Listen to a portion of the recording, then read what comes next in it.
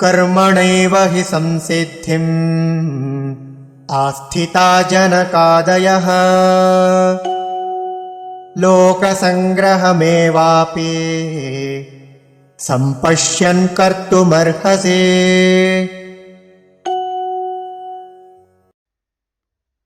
कर्मणा एव हि संसिद्धिम् आस्थिताः जनक आदयः लोकसङ्ग्रहम् एव अपि सम्पश्यन् कर्तुम् अर्हसि।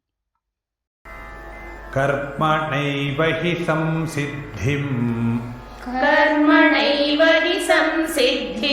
आस्थिता जनकादयः लोकसङ्ग्रहमेवापि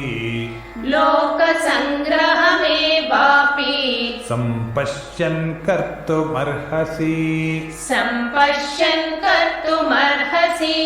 कर्मणैव हि संसिद्धिमास्थिता जनकादयः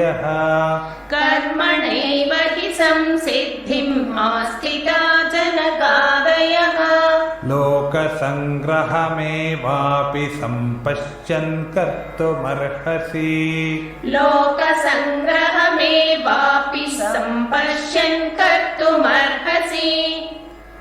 कर्मणैव हि संसिद्धिमास्थिता जनकादयः लोकसङ्ग्रहमेवापि सम्पश्यन् कर्तुमर्हसि।